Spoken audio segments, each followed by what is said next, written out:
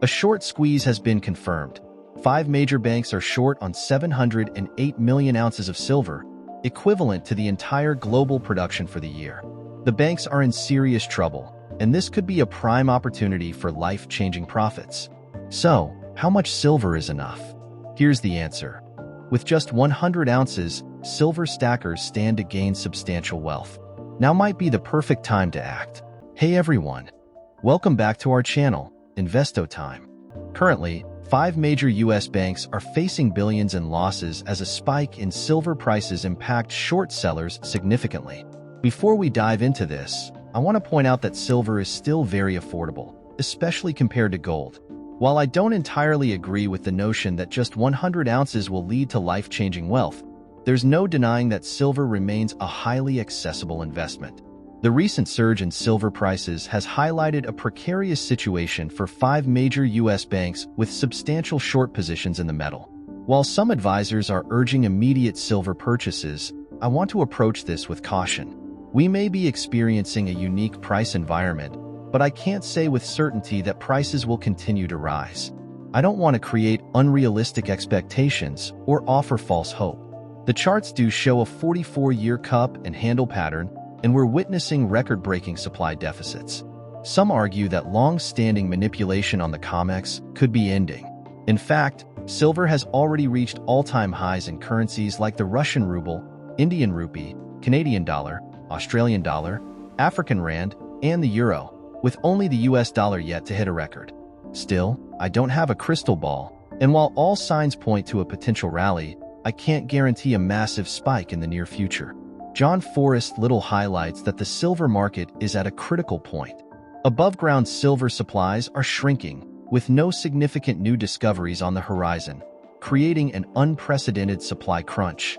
Meanwhile, demand is soaring across sectors like electric vehicles, solar energy, aerospace, military applications, AI, and 5G technology. This perfect storm of high demand and limited supply could drive prices sharply upward. His strategy is straightforward.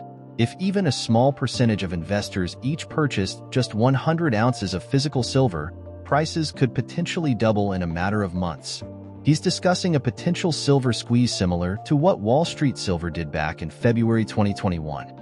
The idea is to corner the market by buying up physical silver and exposing the disparities in the paper market.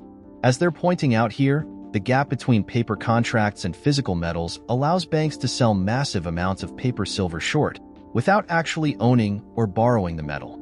This distorts true market dynamics and price discovery, enabling price manipulation.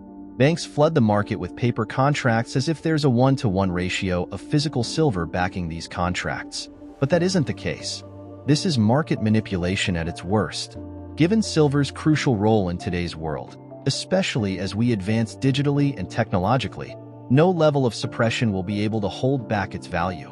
The supply deficit has been record-breaking, with a shortfall of around 770 million ounces over the last 4 years, and it's only getting worse. Silver is essential for military applications, AI, 5G, electric vehicles, solar panels, and now even Samsung's new batteries, which require significantly more silver. A point will come where silver runs out, and no amount of market manipulation can alter that reality, especially when major tech and industries are all competing for what remains. This issue extends beyond just a few banks. It brings up questions about market stability, fair price discovery, and the possibility of a supply crunch that could disrupt industries dependent on silver.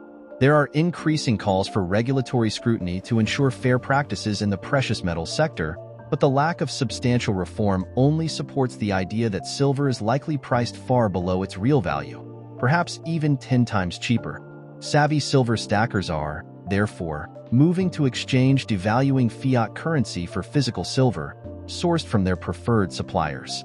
Let's dive into this article. Here's why the silver bull run hasn't even started yet. This article just came out today, hot off the press.